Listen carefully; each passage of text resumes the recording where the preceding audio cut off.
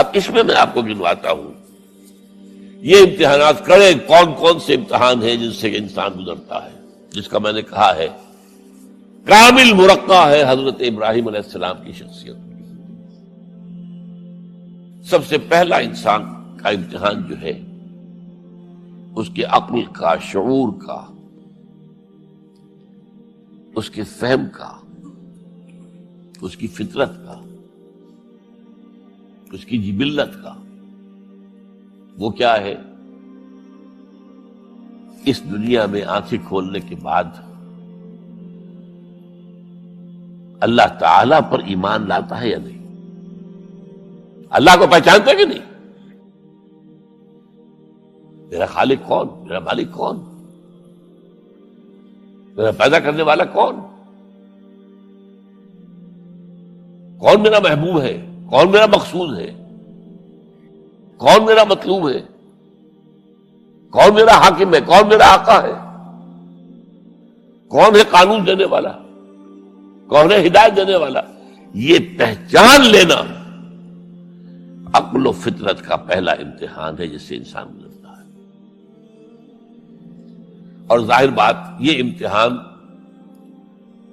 جتنا کسی ماحول میں گمراہی، شرک، کفر کے تہ برتہ اندھیرے ہوں گے اتنا ہی امتحان سخت ہوگا۔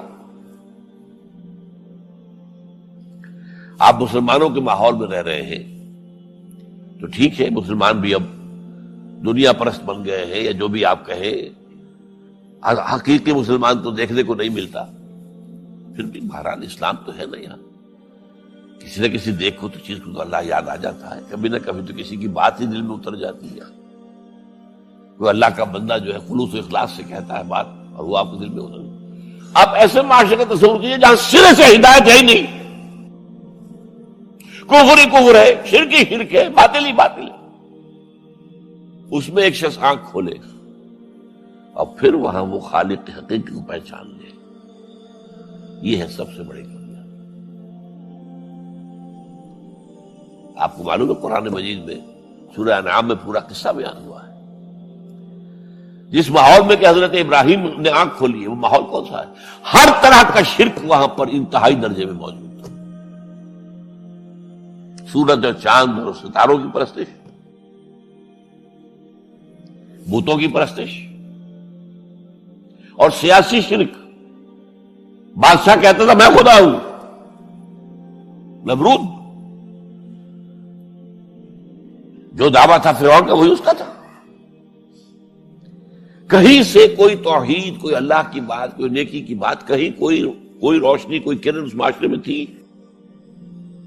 اس معاشرے میں خالص اللہ نے جو فطرت سلیمہ عطا کی تھی اور جو عقل سلیم عطا کیا تھا، اس کی روشنی میں سفر کرتے ہوئے ان تمام معبودوں کا انکار کر کے انی وجہت وجہی للذی فطر السماوات والارض حنیفا وانا من المشرکین،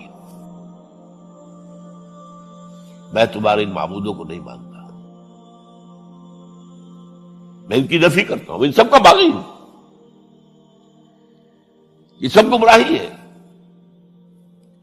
میں نے اپنا رخ کر لیا ہے ہر طرف سے یکسو ہو کر اس ہستی کی طرف جو آسمان اور زمین کی خالق ہے۔ سورج کا بنانے والا، میں سورج کو نہیں پوچھتا، سورج کے بنانے والے کو پوچھتا ہوں۔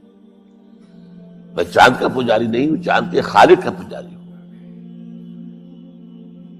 یہ ستاروں کا میں پجاری نہیں ہوں، ستاروں کے پیدا کرنے والوں کا، مالک کا میں پجاری ہوں، کائنات کا نہیں ہوں، کائنات کے خالق کا۔ انی وجہت وجہی للذی فطر السماوات والارض حنیفا وما انا من المشرکین۔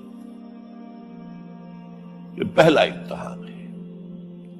دیکھیے اپنے اوپر قیاس نہ کیجیے، آپ جو اللہ نے پیدا کیا مسلمانوں کے گھر میں، آپ کے ایک کان میں پیدا ہوتے ہی اذان کہہ دی گئی، دوسرے میں اقامت کہہ دی گئی، آخر کہیں نہ کہیں تو کوئی اثر اس کا ہوتا ہوگا نا، تبھی تو، ورنہ یہ بے مقصد تو کام نہیں، اگر حضور سے مسنون ہے یہ، کیا پتا ہمارے تحت الشعور کی کون سی ٹیپ جو ہے وہ اس وقت چل رہی ہو اور اس کے اوپر جو ہے یہ نقش ہو گئے، کچھ نہیں کہہ سکتے۔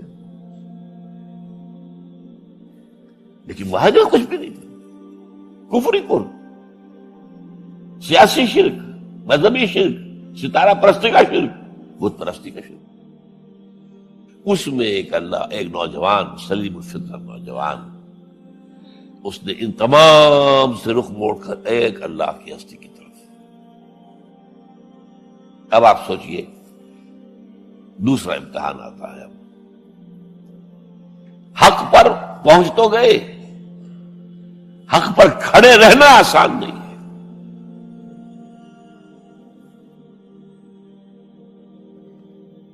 اس کے لیے امتحانات آئیں گے، آزمایا جائے گا۔ الف لام میم احسب الناس ان یترکوا ان یقولوا آمنا وهم لا یفتنون وَلَقَدْ فَتَنَّا الَّذِينَ مِن قَبْلِهِمْ فَلَيَعْلَمَنَّ اللَّهُ الَّذِينَ صَدَقُوا وَلَيَعْلَمَنَّ الْكَاذِبِينَ۔ ہم تو آزماتے ہیں، پھر تم نے کہہ تو دیا ربی اللہ، اچھا آپ دیکھتے ہیں، تمہیں جانچیں گے، پرکھیں گے، امتحان دیں گے تمہارا۔ وہ امتحان کیا تھا؟ اسی کو کہا رسول حامیم سجدم ان الذین قالوا ربنا اللہ ثم استقاموا، بے شک وہ لوگ جنہوں نے کہا ہمارا رب اللہ ہے اور پھر جم گئے۔ یہ جم جانا جو ہے اس استقامت میں قیامت مضمر ہے۔ سب سے پہلے گھر میں جنگ ہوئی، باپ کہتا ہے ابراہیم کیا اراغب انت عن آلہتی یا ابراہیم، اے ابراہیم یہ کیا تم میرے آلہہ، میرے جو معبود ہیں ان سے تم نے روگردانی کر دی ہے۔ اور ابراہیم سمجھا رہے ہیں یا ابت، ابا جان انی قد جانی من العلم ما لم یاتک فاتبعنی اہدک صراطا سویا۔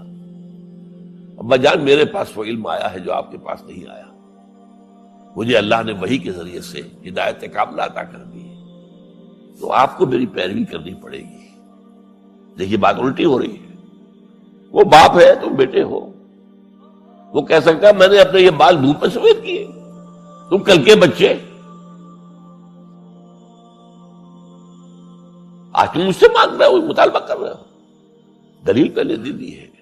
یا ابت انی قد جانی من العلم ما لم یاتک، وہ علم کا وہ شعبہ آپ کے پاس ہے ہی نہیں جو اللہ نے مجھے وحی کے ذریعے سے دے دیا ہے، لہٰذا آپ کو میری پیروی کرنی ہوگی۔ یا ابت لا تعبد الشیطان، ابا جان دیکھیں شیطان کی پیروی نہ کیجیے، انہ کان للرحمن عصیا، وہ تو رحمان کا بڑا گنہگار تھا، سرکش تھا، باغی تھا۔ یا ابت انی اخاف ان یمسک عذاب من الرحمن فتکون للشیطان ولیا، ابا جان مجھے بڑا اندیشہ ہے کہ آپ کہیں اللہ کی نگاہ میں شیطان کے ساتھیوں میں شمار نہ ہو جائیں اور پھر آپ پر اللہ کا عذاب نہ آ جائے۔ لیکن جواب کیا دیا باپ نے؟ اراغب انت عن آلہتی یا ابراہیم لئن لم تنتہ لارجمنک واہجرنی ملیا، اے ابراہیم میرے آلہہ میرے معبودوں سے روگردانی کر رہا ہے، باز نہیں آؤ گے سنسار کر دوں گا، پتھر مار مار کے ہلاک کر دوں گا، اور نکل جاؤ، دفع ہو جاؤ میری نگاہوں کے سامنے سے۔ وہ فطرت سلیمہ کا حامل نوجوان کیا کہتا ہے؟ قال سلام علیک، اچھا ابا جان آپ پر سلامتی ہو، میں قال سلام علیک، میں جاتا ہوں، گھر چھوڑ کے جا رہا ہوں، لیکن میں اپنے رب سے آپ کے لیے دعا کروں گا کہ وہ آپ کو ہدایت دے، وہ مجھ پر بڑا مہربان ہے، مجھے امید ہے کہ وہ میری اس دعا کو رد نہیں کرے۔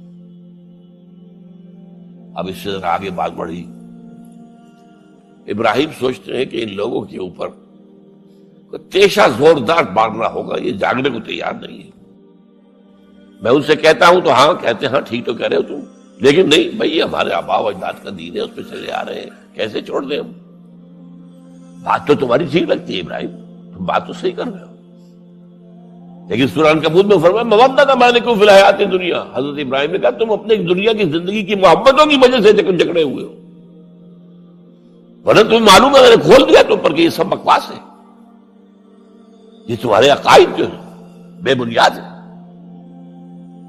لیکن دنیاوی محبتیں یہ تعلق جو ہے تمہیں کھڑا کیے ہوئے ہیں۔ جب انہوں نے دیکھا کہ ان پر اس اقبال کا شعر ہے کہ پھول کی پتی سے کٹ سکتا ہے ہیرے کا جگر، مرد ناداں پر کلام نرم و نازک بے اثر۔ مرد ناداں پر کلام نرم و نازک، اس کے اوپر تو وہ ہتھوڑا چلانا پڑتا ہے، وہ ہتھوڑا چلانے کی سوچی۔ ان کا کوئی تہوار آ رہا تھا جس میں جا کے باہر میدان میں جا کے کوئی پوجا کرنی تھی کسی خاص ستارے کی، اور پورا شہر خالی ہو جانا تھا۔ حضرت ابراہیم نے کہا میری طبیعت تو ٹھیک نہیں، میں تو آپ لوگوں کے ساتھ نہیں جاؤں گا، آپ جائیے۔ سب چلے گئے، پورا شہر خالی ہو گیا۔ اب انہوں نے ہاتھ میں ہتھوڑا لیا، وہ بت خانے میں گھس گئے اور سب بتوں کو توڑ کے چورا چورا کر دیا۔ لیکن طبیعت میں ایک عجیب قسم کا ایک مٹھاس والا مزاح تھا، تو اس ایک سب سے بڑے بت کو چھوڑ دیا اور اس کے کندھے پر وہ تیشہ رکھ دیا۔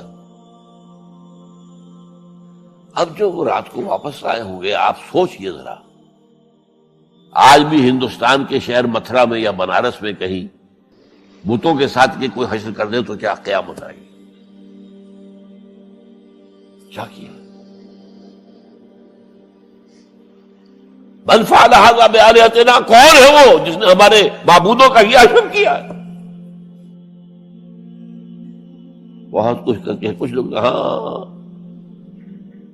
ہم سنتے تھے ایک نوجوان جو ہے وہ کچھ ان کا ذکر کیا کرتا تھا ان بتوں کا کہ ان میں کچھ نہیں ہے، کچھ نہیں ہے، کچھ باغیانہ خیالات کا اظہار کیا کرتا تھا۔ وہ ابراہیم بلاؤ، حاضر کیا گیا، یا ابراہیم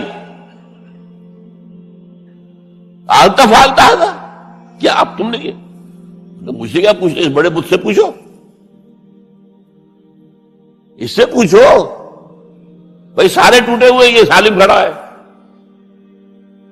اور نمبر 2 جسے کہتے ہیں پولیس کی اصطلاح میں آلہ واردات، قتل کیا تھا تو کس چیز سے کیا تھا وہ بھی برآمد ہو گیا، وہ چھری بھی مل گئی ہے، اس پر خون کے دھبے بھی ہیں، اور آج تو آپ کو معلوم ہے کہ خون کے قطرے سے بھی پتہ چل جاتا ہے کہ کس کا خون تھا، جینیٹکس کے ذریعے سے۔ تو اس نے کیا ہوگا کہ ابراہیم عقل کے ناخن لو، ان سے پوچھے، یہ بات کرتے کوئی؟ اف لکم، تم ہے تم پر، تم پوچھتے ہو ان کو جو بات تک نہیں کر سکتے، جو اپنا دفاع نہیں کر سکتے، جو اپنے آپ کو بچا نہیں سکتے۔ ایک عام انسان بھی دفاع کرتا ہے اپنا۔ فرجعوا الی انفسہم، اب انہوں نے اپنے اندر دلوں کی طرف دھیان کر کے سوچا کہ واقعی ابراہیم صحیح کہتا ہے، لیکن پھر لوٹے، پھر وہ عصبیت، پھر وہ آباء و اجداد کے ساتھ تعلق، پھر وہ معاشرتی نظام۔ انہوں نے کہا بس اس کو قتل کرو، اس کو ختم کر دو۔ یہ اس کو فیس کرنا، آپ سوچ لیجیے یہ کتنے بڑے امتحان کی بات تھی، کتنے بڑے جگر کی بات تھی۔ اچھا چونکہ وہاں نظام بھی تھا، بادشاہ کے دربار میں حاضری ہو گئی۔ ابراہیم ہم نے سنا تم ہمارے سوا کسی کو خدا مانتے ہو؟ جی ہاں، کون ہے وہ خدا؟ فرمایا میرا رب وہ ہے جو زندہ رکھتا ہے اور مارتا ہے، ربی الذی یحیی و یمیت، قال انا احیی و امیت، میں بھی زندہ رکھتا ہوں اور مارتا ہوں۔ فوراً جو ہے حکم دیا، جیل خانے سے 2 قیدیوں کو بلایا، ایک کی گردن اسی وقت مار دی، دیکھو میں نے مروا دیا کہ نہیں، ہے نہیں میرے پاس اختیار، اور ایک کا جاؤ اسے چھوڑ دی، تو میں خدا ہوا کہ نہیں؟ حضرت ابراہیم نے سمجھ لیا کہ اب یہ جس قسم کی کچ بحثی میں آ گیا ہے، یہاں بھی کوئی ہتھوڑا چلانا پڑے گا۔ فرمایا فإن اللہ یاتی بالشمس من المشرق فأت بہا من المغرب، میرا رب وہ ہے جو مشرق سے نکالتا ہے سورج کو، تم خدا ہو تو ذرا مغرب سے نکال کے دکھاؤ۔ فبہت الذی کفر، تو وہ جو کافر تھا مبہوت ہو کر اب کیا کہ آئے بائیں شائیں، فبہت الذی کفر۔ لیکن میں یہاں پہ جو زور دے رہا ہوں، آپ اس ہمت، اس قوت ارادی کا اندازہ کیجئے کہ جو ایک بڑے زبردست بادشاہ کے میں سامنے کھڑے ہو کر یہ بات کر رہا ہے، اور ڈٹ کر کر رہا، آنکھوں میں آنکھیں ڈال کر رہا ہے۔ ان الذین قالوا ربنا اللہ ثم استقاموا تتنزل علیہم الملائکۃ الا تخافوا ولا تحزنوا وابشروا بالجنۃ التی کنتم توعدون. یہ کیفیت. تو پہلا امتحان تو ہے ان مادی غلافوں میں لپٹے ہوئے ہونے کے باوجود حق کو پہچان لینا. اس مادی کائنات میں گم نہ ہو جانا، اس سے ماورا، اس سے بلندتر ہو کر اس ہستی کو پہچاننا جس نے اس کو پیدا کیا. انی وجہت وجہی للذی فطر السماوات والارض حنیفا وما انا من المشرکین. پھر اس پر قائم رہنا اور بڑے سے بڑا رزق لینا. آپ نے گھر سے نکال دیا، ٹھیک ہے چل جا رہا ہوں. قال السلام علیک ساستغفر لک ربی انہ کان بی حفیہ. موت کو فیس کیا ہے تو اس طرح کیا ہے. کیسا جواب دیا ہو کیسا. میں نے کہا ایک مذاق کا انداز تھا ان کے عمل میں کہ اس سے پوچھو ایک صحیح سالم کھڑا باقی ٹوٹے ہوئے تو کرنے والا یہ سرکمسٹانشل ایویڈنس کیا ہوتا ہو. آج بھی آپ کے ہاں مقدمات کے اندر ایک سرکمسٹانشل ایویڈنس بھی تو ہوتا ہے. حالات قرائن کی کیا گواہی ہے.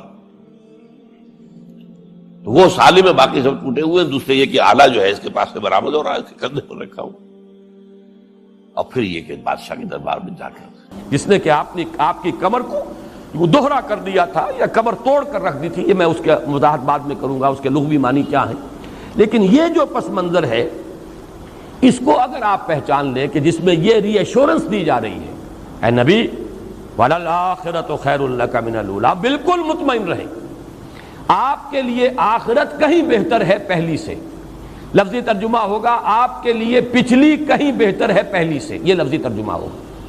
اب اس کا ایک معنی تو یہ ہو سکتے ہیں کہ یہ مراد آخرت، یعنی آخرت میں آپ کا مقام و مرتبہ بہت بلند ہوگا دنیا میں جو بھی آپ کا مقام اور مرتبہ ہے اس سے.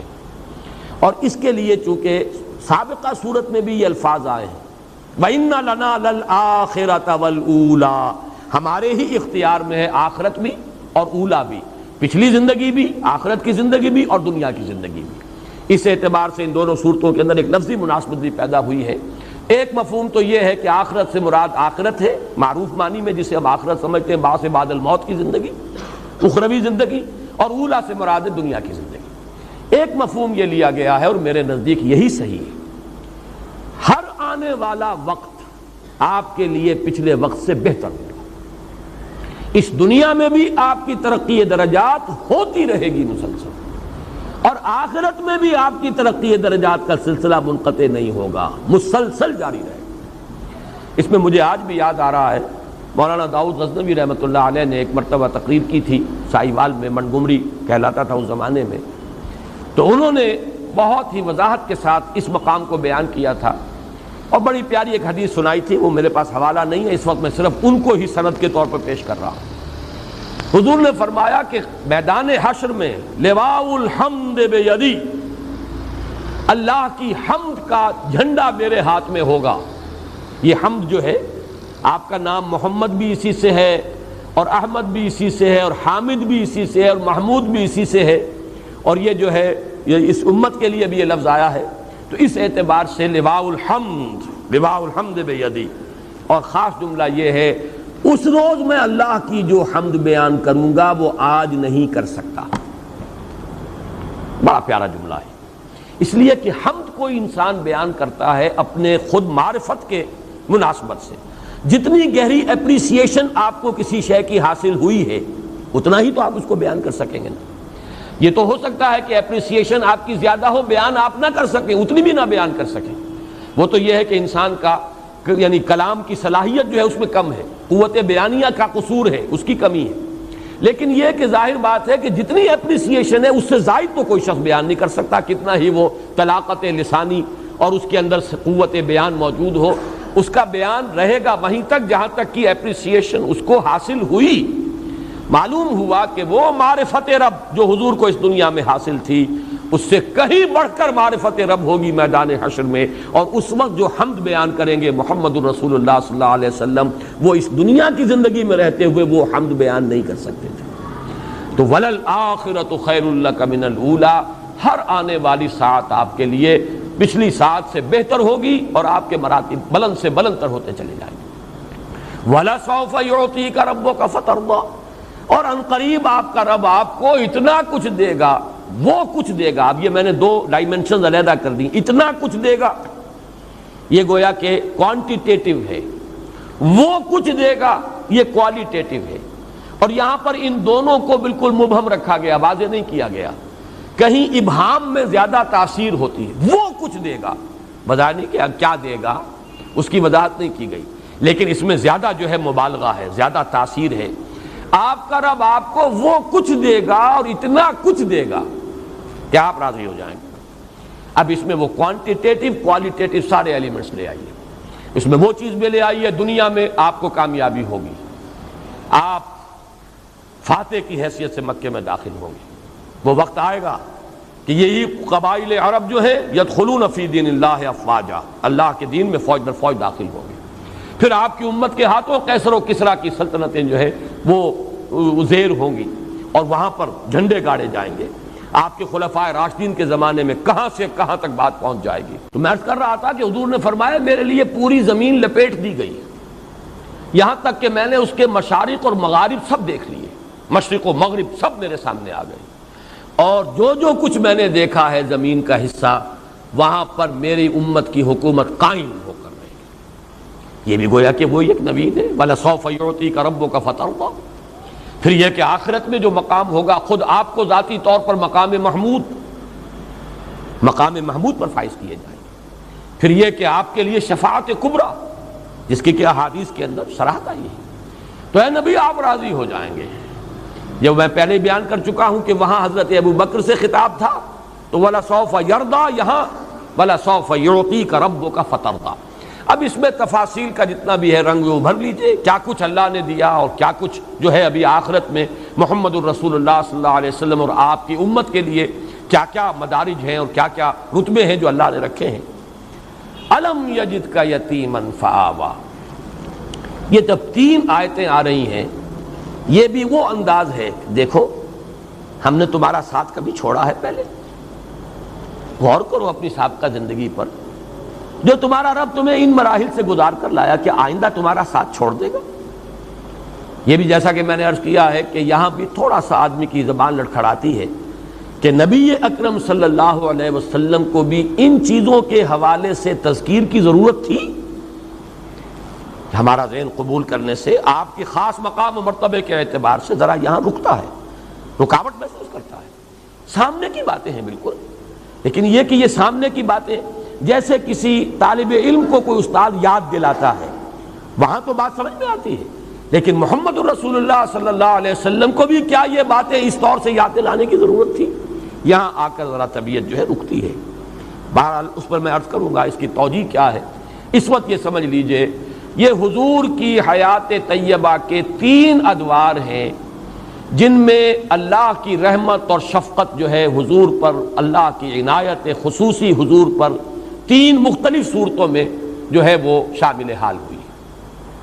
اس کے حوالے سے بلکہ نوٹ کر لیجئے، میں نے کبھی سیرت کی تقریر میں یہ عرض کیا تھا کہ حضور کی پوری حیات دنیاوی 6 آیات کے حوالے سے 6 چیپٹرز میں 6 آیات کے زیر عنوان لائی جا سکتی ہے۔ 3 آیات یہ ہیں اور 3 آیات سورہ مدثر کی۔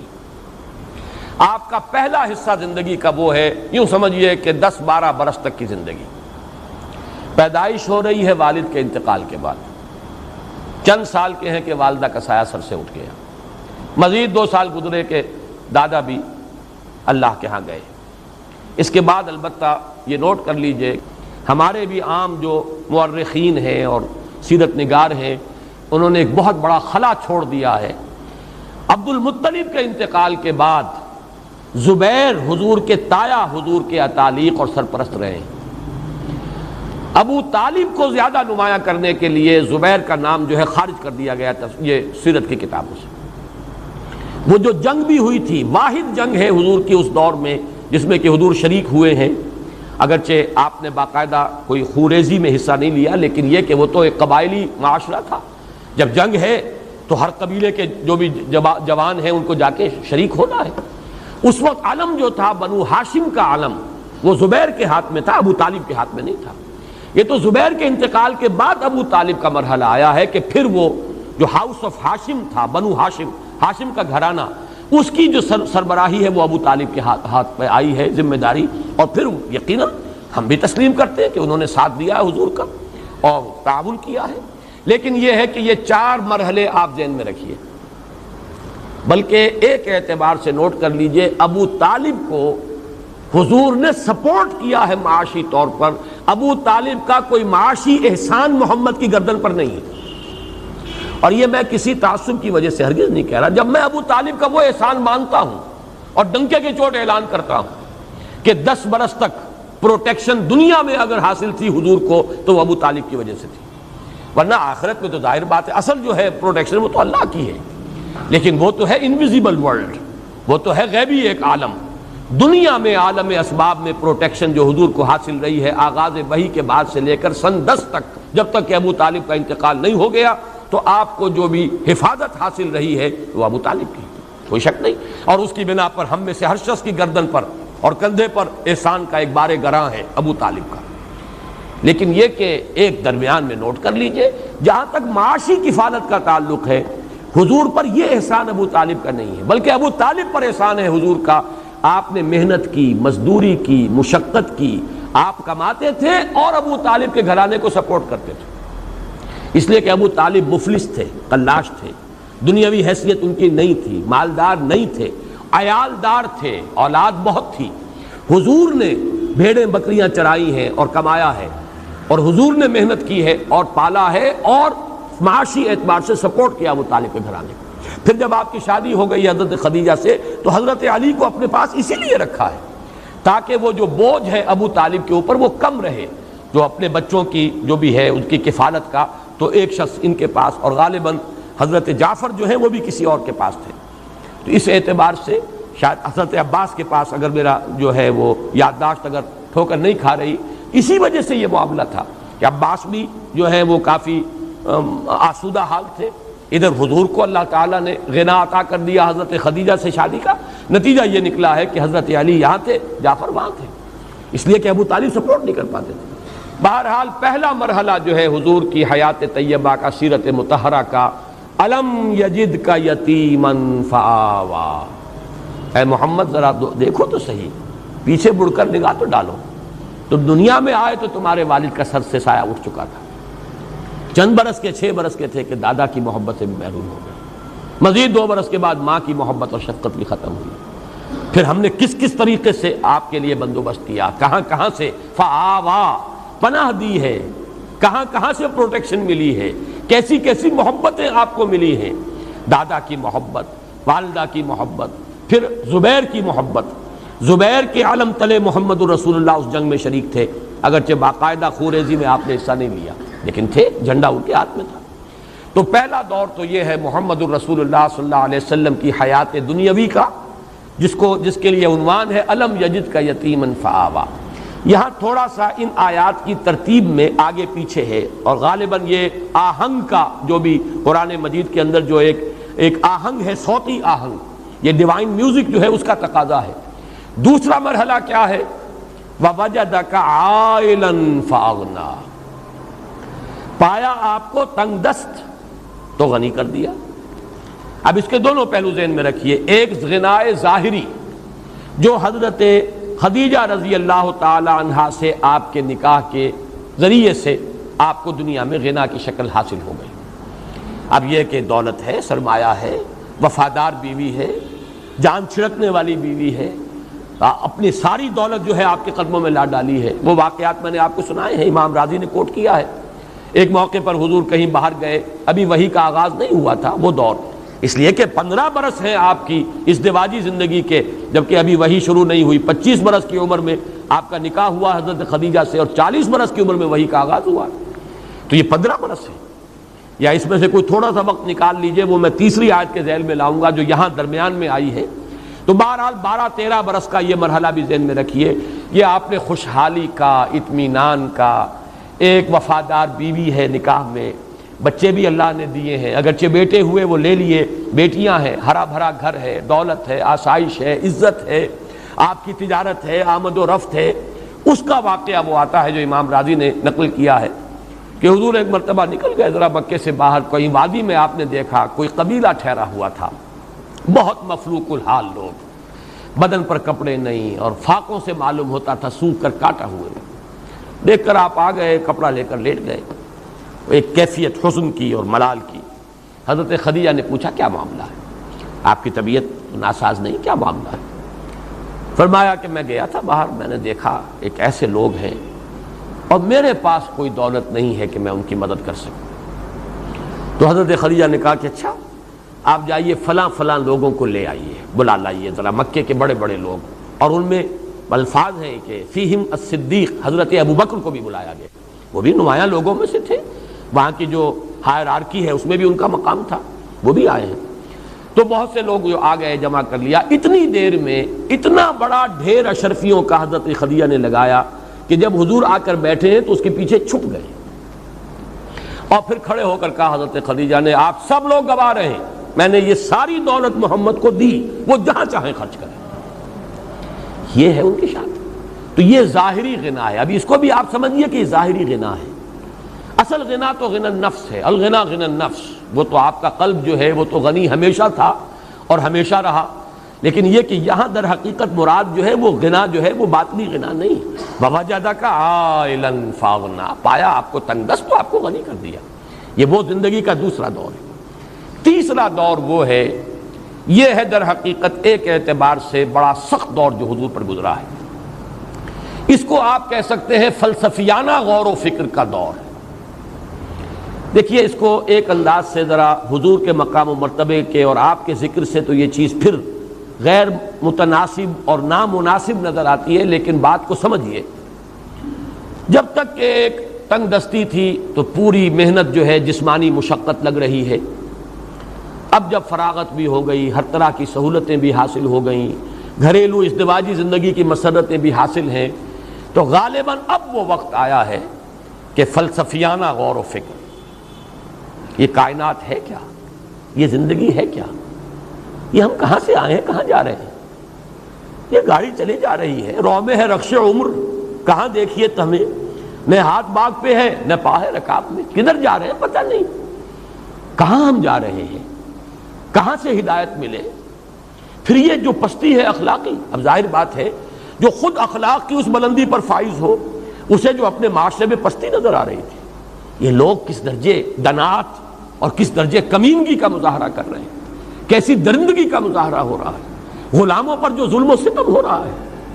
لوگوں کے اندر جو ہے اخلاق کا شمع نہیں رہا، یتیموں کو دھکے دیے جا رہے ہیں، بھوکوں کو کھانا کھلانے والا کوئی نہیں ہے.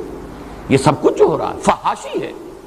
اور عشقیہ داستانیں جو ہیں کھڑے ہو کر بڑے شوق سے لمبے لمبے قصیدوں کے اندر بیان کی جا رہے ہیں. فحاشی ہو رہی ہے. یہ ننگے مادر ذات برہنہ طواف کیا جا رہا ہے کعبے کا. کیا ہو رہا ہے؟ اس کا کیا علاج ہے؟ حالات میں کوئی بہتری ہو سکتی ہے؟ کیسے ہوگی؟ ایک سلیم الفطرت انسان ایک طرف تو اپنے ماحول کو دیکھ کر کڑ رہا ہے، سوچ رہا ہے اس کا حل کیا ہے، ہو بھی سکے گا حل کہ نہیں، کوئی امکان ہے اس کے درست ہونے کا. پھر یہ کہ مجھے کہاں سے ہدایت ملے، یقین والی دولت کہاں سے ملے. یہ ساری چیزیں وہ ہیں جو فلسفیانہ غور و فکر کا ایک بڑا شدید مرحلہ محمد الرسول اللہ پر گزرا ہے. بلکہ یہ ابھی لفظ رسول اللہ میں نے ایڈ کر دیا، اس وقت تک تو ابھی آپ کی نبوت ظاہر نہیں ہوئی، رسالت پر فائز نہیں ہوئے. یہ ایک حکیمانہ غور و فکر کا مرحلہ ہے. اسی کے بارے میں احادیث میں آتا ہے کہ فلما بلغ 40 سنة حبب إليه الخلاء فكان يخلو بغار حراء يتحنس فيه. آپ نے غور و فکر شروع کیا، خلوت گزینی محبوب ہو گئی، اب ملنا جلنا چھوڑ دیا لوگوں سے، جیسے کہتے ہیں وڈرا کر لینا. وہ ملنا جلنا، دنیا کی محفلوں سے اکتا گیا ہوں یا رب، کیا لطف انجمن کا جب دل ہی بجھ گیا ہو. بہرحال یہ شعر پورے طور پر تو یہاں پہ منطبق نہ کیجئے، دل کے بجھنے کا کوئی سوال نہیں، لیکن دلچسپی نہیں رہی. غور و فکر، سوچ بچار، اسی غور و فکر کے اندر غلطاؤ پیچا، اسی میں پھر یہ کیفیت اتنی شدت پیدا ہوئی کہ گھر سے بھی نکل گئے. کئی دن کئی راتیں مسلسل غار حرا میں وہ غور و فکر ہو رہا ہے. یتحنس کا لفظ آیا حدیث میں. حضرت عائشہ سے یہ روایت ہے کہ جب آپ کی عمر شریف 40 کے لگ بھگ ہوئی تو آپ کی طبیعت کے اندر خلوت گزینی محبوب ہو گئی. آپ کو لوگوں سے کٹ کر اور منقطع ہو کر کہیں علیحدگی میں بیٹھنا. پھر یہاں تک ہوا کہ اس کے اندر شدت پیدا ہوئی کہ غار حرا میں کئی دن آپ مقیم رہتے تھے. کچھ کھانے پینے کا سامان حضرت خدیجہ جو ہے باندھ دیتی تھی اور وہاں جا کر آپ مقیم رہتے تھے، غور و فکر کرتے تھے. یتحنس فی، اب تحنس کا لفظی ترجمہ ہے عبادت یا گناہ کے اثرات کو زائل کرنے کی کوشش کرنا. ہنس کہتے ہیں گناہ کو، تحنس جو ہے کہیں کہیں باب تفاعل جو ہے اس معنی میں دیتا ہے سلب ماخذ، کہ جیسے کہ گناہ کو زائل کرنے کے لیے عبادت کی جاتی ہے تو یہ تحنس فی. لیکن پھر یہ کہ جو شارحین حدیث ہیں انہوں نے یہ سوال اٹھایا کہ آپ عبادت کیا کرتے تھے، کس طور سے کرتے تھے؟ ظاہر بات ہے کہ آپ بنی اسرائیل میں پیدا نہیں ہوئے، یہاں پر جو ہے ملت ابراہیمی اس میں سب چیزیں گم ہو چکی، تو عبادت کیسے کرتے تھے؟ تو تقریباً اجماع ہے اس پر کہ کان صفت و تعبدہ فی غار حراء التفکر والاعتبار، غار حراء میں آپ غور و فکر کرتے تھے، سوچ بچار کرتے تھے. یہ وہ سوچ بچار کا مرحلہ ہے جس میں انسانی فلسفیانہ فکر جہاں تک پہنچ سکتا ہے وہاں تک محمد پہنچ گئے صلی اللہ علیہ وسلم. اب وہ مقام آیا ہے کہ جس سے آگے عقل انسانی کی رسائی نہیں ہے. گزر جا عقل سے آگے کہ یہ نور چراغ راہ ہے، منزل نہیں ہے. یہ وہ منزل ہے کہ جس پر وَوَجَدَكَ ضَالًّا فَهَدَىٰ. اب وہ پردے اٹھے ہیں، افلاک سے آتا ہے نالوں کا جواب آخر، اٹھتے ہیں حجاب آخر، کرتے ہیں خطاب آخر. اب وحی کا سلسلہ شروع ہوتا ہے. یہ گویا کہ سیرت محمدی صلی اللہ علیہ وسلم حیات طیبہ جو ہے آپ کے حیات دنیاوی کا تیسرا مرحلہ ہے. اس تیسرے مرحلے کے بعد بھی چوتھا مرحلہ ہے. ابھی وہ تشویش کیسے ہو، کس طرح کروں، غور و فکر، سوچ بچار، بڑا بوجھ آ گیا ہے، بہت بھاری بوجھ ہے.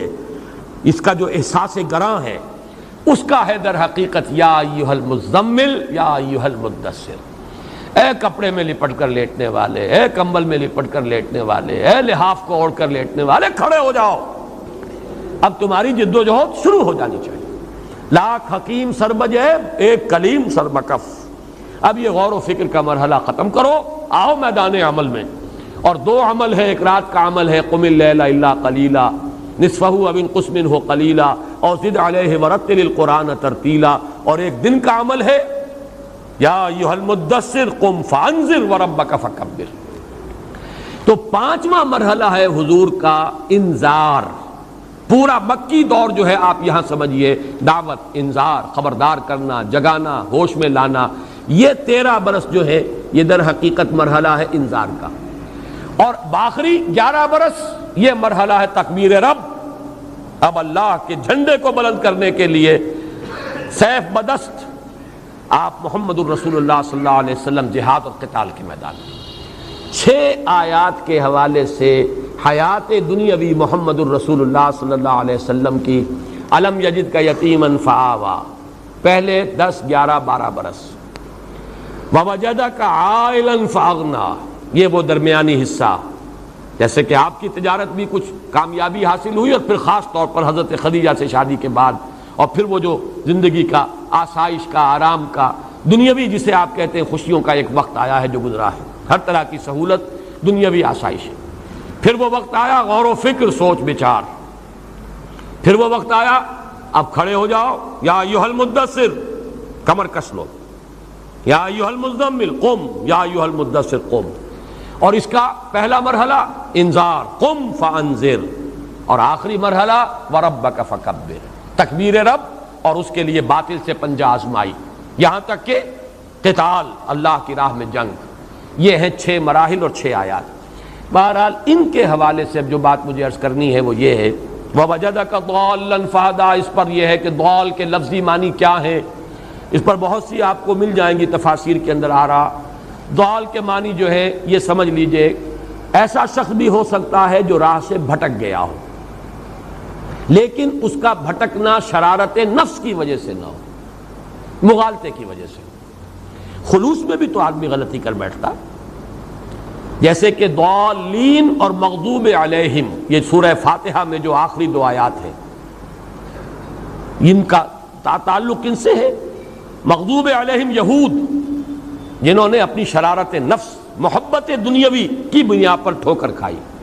ضالین نصارہ، جنہوں نے محبت میں غلو کیا حضرت عیسیٰ علیہ السلام کے، اور رہبانیت میں غلو کیا، ترک دنیا میں غلو کیا. ظاہر بات ہے یہ دونوں چیزیں بدنیتی پر نہیں ہیں، چاہے وہ عقیدت اور محبت کا غلو ہے وہ بدنیت ہی نہیں ہے، اگر رہبانیت کا راستہ اختیار کیا وہ بھی بدنیت ہی نہیں ہے، نیک نیتی کے ساتھ راستے سے بھٹک جانا یہ بھی لفظ ضال کا مصداق ہے۔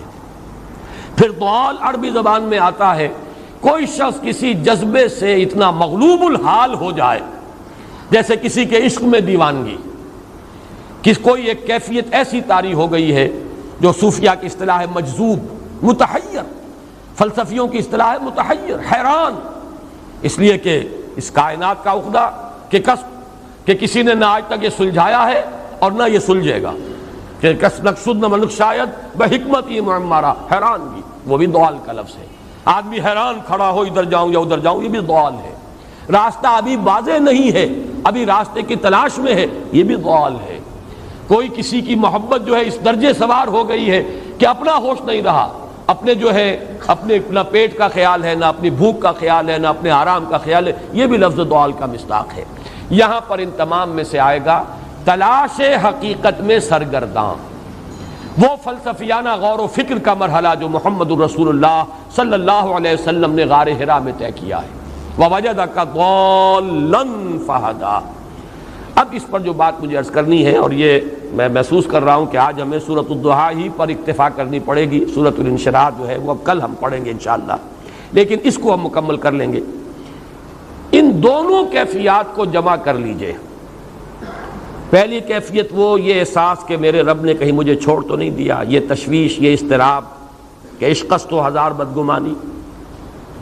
دوسرا احساس یہ کامیاب ہو سکوں گا، اتنا بڑا بھاری بوجھ اٹھا سکوں گا، کیا یہ مشن، اس کی ذمہ داری میں ادا کر سکوں گا، یہ دوسری تشویش ہے۔ اور اس میں ہمت کا کچھ جواب دے جانا، جیسے کہ نیورستھینیا کا لفظ میں نے استعمال کیا۔ ان دونوں کیفیات کو جمع کیجئے تو اب صوفیہ کی ایک اصطلاح کے حوالے سے بات سمجھ میں آئے گی۔ قبض کی کیفیت، شدید قبض کی کیفیت تھی محمد الرسول اللہ صلی اللہ علیہ وسلم پر، جس میں کہ یہ سورہ مبارکہ نازل ہوئی ہے آپ کی دلجوئی اور تسلی کے لیے۔ اس کے لیے ذرا تھوڑی سی وضاحت مجھے کرنی پڑے گی۔ دیکھیے انسانوں کی اکثریت تو ان پر مشتمل ہے جو بے حس ہوتے ہیں اور غبی ہوتے ہیں، جو ہو جائے ڈھیٹ انسان، کسی چیز کی کوئی خاص، بس اپنی فکر ہے، اپنے بطن اور فرج کے تقاضے ہیں، مال جمع کرنا ہے، اس سے آگے کوئی اور فکر نہیں، کوئی سوچ نہیں، کوئی احساسات نہیں۔ کسی کے دل پر کیا بیت رہی ہے ہمیں کیا، وہ جانے۔ کوئی بھوکا ہے ہمیں کیا۔ ایک وہ کیفیت ہے کہ قافلے کو دیکھ کر آئے قبیلے کو، اور حضور صلی اللہ علیہ وسلم کی کیفیت وہ ہو گئی جس میں کہ حضرت خدیجہ رضی اللہ تعالی عنہا نے وہ قدم اٹھایا۔ ایک یہ کہ ہوا کرے، ہم کسی کے ذمہ دار تو نہیں، لا ابالی، جیسے آ چکا ہے پچھلی صورت میں، من بخل واستغنی، استغنا۔ ان لوگوں کو چھوڑ دیجئے تو ایک اقلیت انسانوں کی ایسی ہوتی ہے جن کے لیے میں دو لفظ اب استعمال کر رہا ہوں، ذہین اور حساس۔ ذہین اور حساس لوگوں میں قبض اور بسط کی کیفیت، یہ مختلف سائیکلز ہیں جو آتی رہتی ہیں۔ کبھی طبیعت میں پشمردگی ہے، دل بجھا ہوا سا ہے، کچھ نا امیدی سی ہے، خود اپنے اوپر اعتماد کی کمی محسوس ہو رہی ہے، مجھ میں صلاحیت نہیں ہے، میں کچھ نہیں کر سکتا، اب تک جو کچھ کیا اس کا کچھ حاصل نہیں ہے، مایوسی، نا امیدی، پشمردگی، طبیعت میں انقباض، ایک بددلی کی سی کیفیت، یہ قبض ہے۔ کبھی اچانک ہم محسوس کرتے ہیں جیسے بادل آئے تھے اور چلے گئے، جیسے مطلع صاف ہو گیا۔ یہ ساری چیزیں انٹرنسک ہیں، ضروری نہیں کہ خارج کے اندر کوئی حالات بدلے ہوں، حالات وہی ہوں گے لیکن انسان کی داخلی کیفیت بدل جاتی ہے۔ اب ایک جذبہ بھی ہے، امنگ بھی ہے، امید بھی ہے، روشن پہلو نظر آ رہے ہیں۔ قبض کی کیفیت میں تاریک پہلو نظر آتے ہیں، مایوسی کے پہلو نظر آتے ہیں، پیسیمزم کی کیفیت۔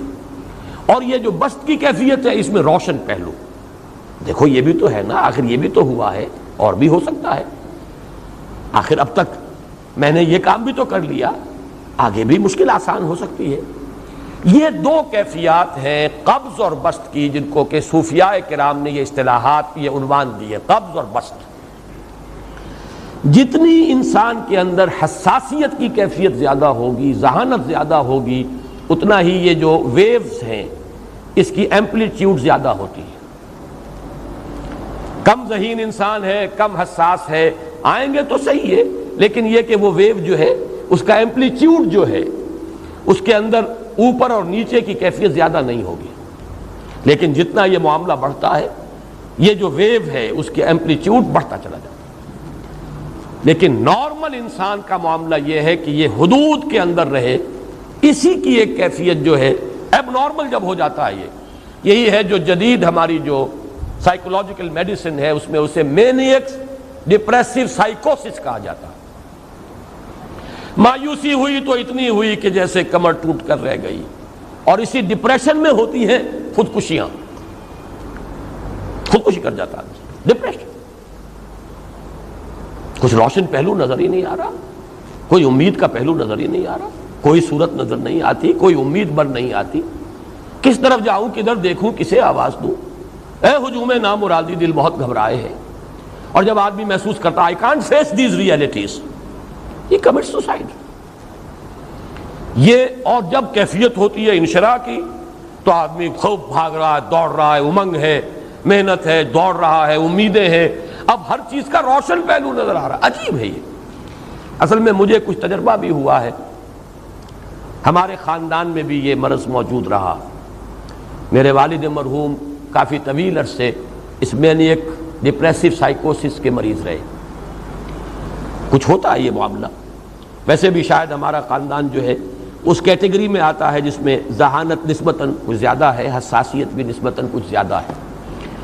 یہ دوسری بات ہے کہ کوئی شخص جو ہے یہ فلسفے کے طور پر اختیار کر لے کہ اپنے آپ کو ڈھیٹ بنا لینا ہے، یہ فلسفہ بھی بن سکتا ہے، لیکن یہ ہے کہ اگر آدمی چھوڑ دے اپنی طبیعت کو تو یہ دونوں کیفیات آتی ہیں۔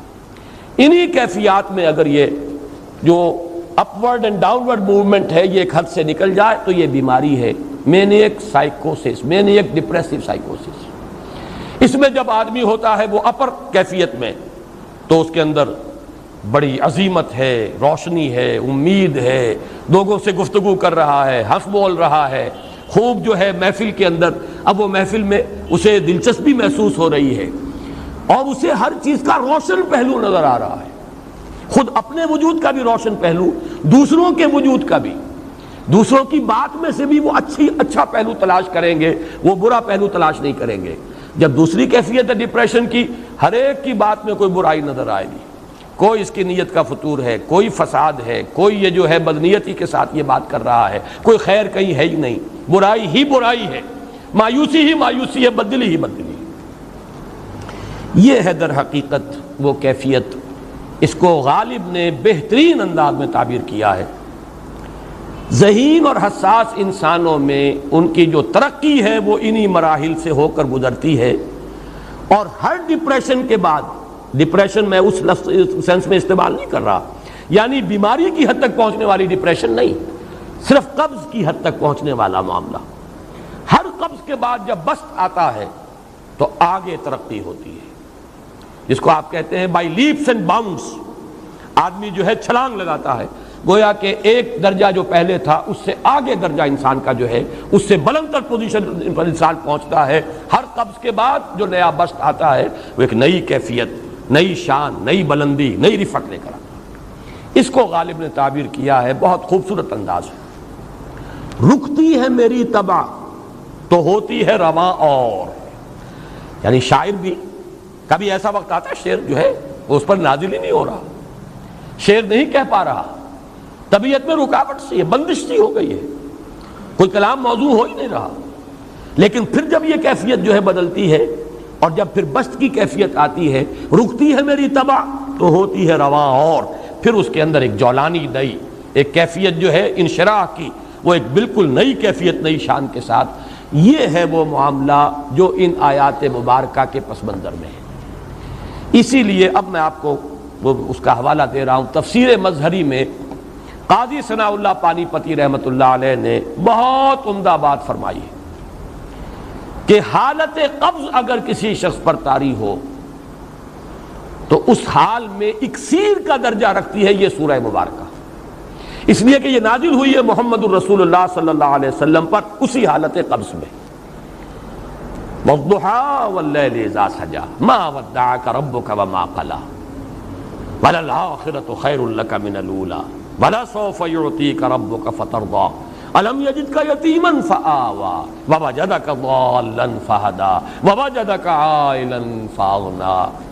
یہ تمام آیات اب معلوم ہوگا کہ جیسے موتی پروئے ہوئے، ایک لفظ قبض، اب اس میں جو بھی واقعاتی اور جو میں نے آپ کو روایاتی جو بھی پس منظر بیان کیا وہ بھی فٹ بیٹھ رہا ہے، وہ خودکشی کا معاملہ بھی آ گیا، اس میں فٹ بیٹھ رہا ہے کہ بخاری شریف میں روایت موجود ہے کہ حضور فرماتے ہیں کہ میری طبیعت پر اس درجے اضطراب تھا، اتنی کیفیت جو ہے میری تشویش کی تھی کہ میرے دل میں بار بار خیال آتا تھا کہ پہاڑ پر چڑھ کر اپنے آپ کو نیچے گرا دوں۔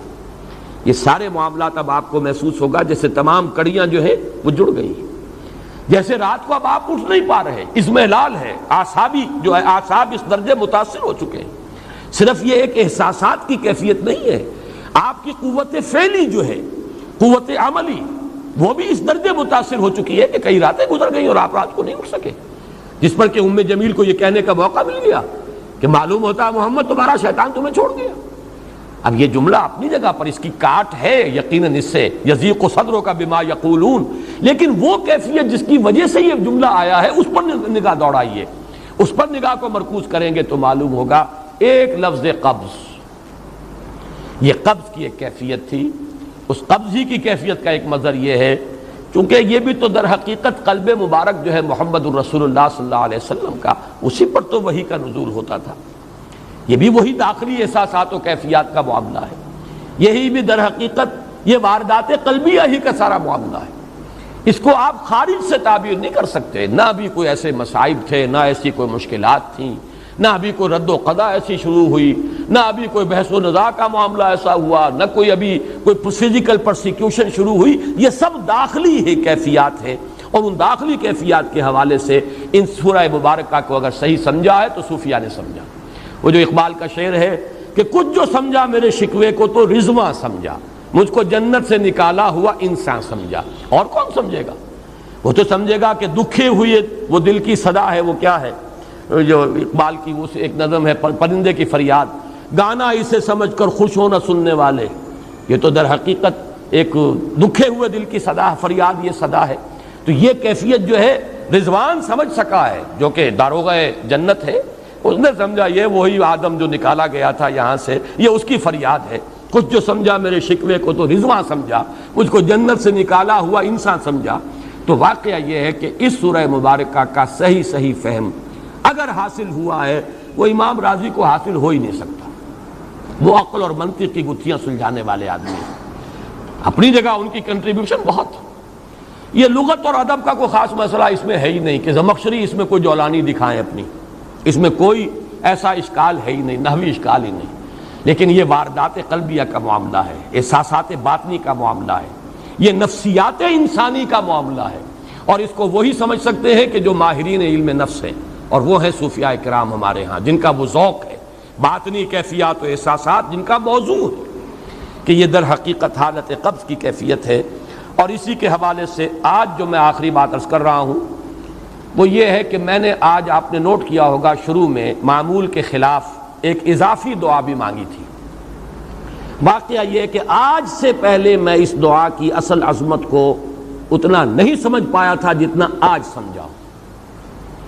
یہ جو عظیم دعا ہے جس میں اتنی لجاجت، اتنی ہیوملٹی حضور نے اختیار کی ہے جس سے آگا کے سوال نہیں ہے۔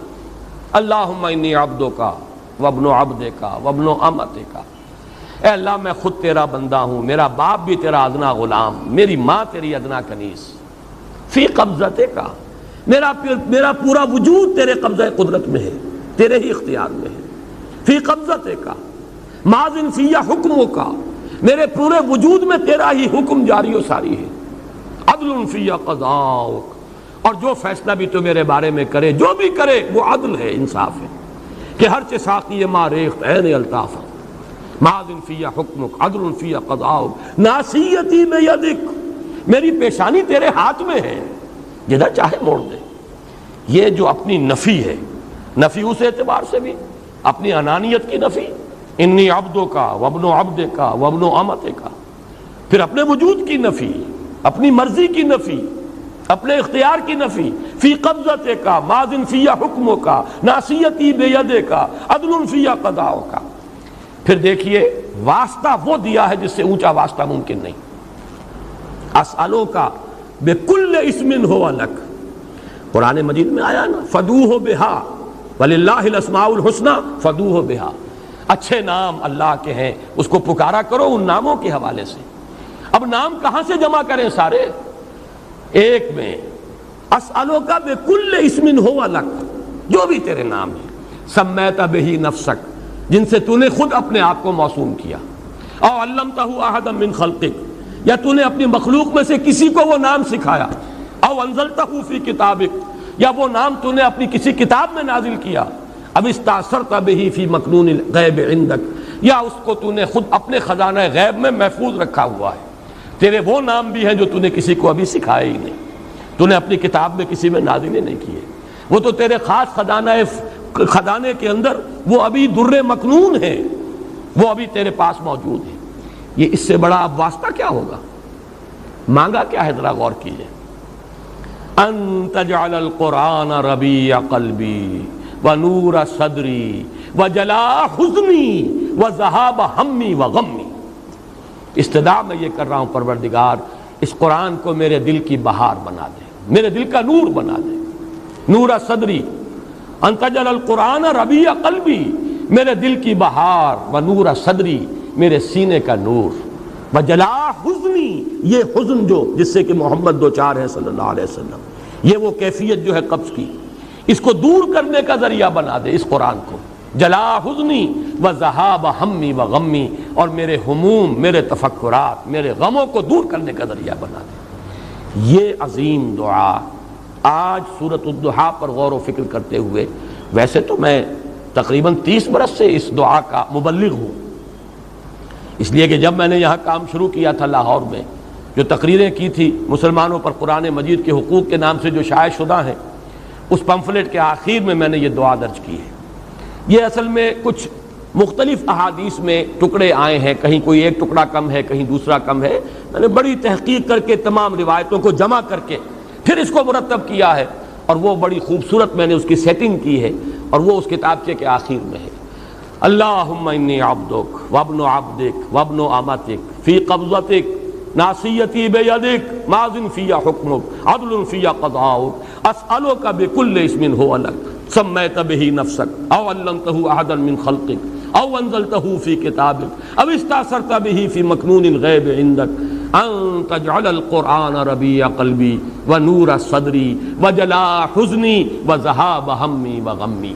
یہ وہ کیفیت ہے، اور وہ قرآن جو اس کیفیت میں سب سے زیادہ پر تاثیر ہے وہ یہ قرآن ہے، ان دو صورتوں پر مشتمل قرآن، سورۃ الضحیٰ، سورۃ الانشراح۔ والضحیٰ واللیل اذا سجا ما ودعک ربک وما قلی وللآخرۃ خیر لک من الاولی ولسوف یعطیک ربک فترضی الم یجدک یتیما فآوی ووجدک ضالا فہدی ووجدک عائلا فاغنی۔ اب آخری حصہ رہ گیا، اس میں کوئی خاص وضاحت کی ضرورت نہیں۔ 3 آیت آخری جو ہے، فَأَمَّا الْيَتِيمَ فَلَا تَقْهَرْ وَأَمَّا السَّائِلَ فَلَا تَنْهَرْ وَأَمَّا بِنِعْمَةِ رَبِّكَ فَحَدِّثْ۔ ان میں سے جہاں تک تو پہلی 2 آیتیں ہیں، ان میں تو یوں سمجھیے کہ عام فطرت انسانی کے نزدیک جو چیزیں خیر ہیں، یہاں پر حضور کو بھی وہی حکم دیا جا رہا ہے یا تاکید کی جا رہی ہے، بلکہ ایک اعتبار سے یہ عدم مناسبت رکھتے ہوا نظر آتا ہے بظاہر۔ حضور خلق عظیم پر تو پہلے سے فائق تھے، قرآن مجید کی گواہی ہے، دوسری وحی نازل ہوئی ہے انک لعلی خلق عظیم، آپ کی طبیعت میں وہ رحمت، شفقت، مودت، لوگوں کے اوپر جو ہے لوگوں کے درد کو اپنے سینے میں محسوس کرنا، یہ تو پہلے سے موجود تھا، تو کہنے کی ضرورت کیا ہے؟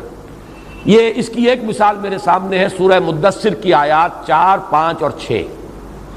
پہلے 3 آیات کا حوالہ تو میں دے چکا، یا ایھا المدثر قم فانذر وربک فکبر وثیابک فطہر والرجز فاہجر ولا تمنن تستکثر۔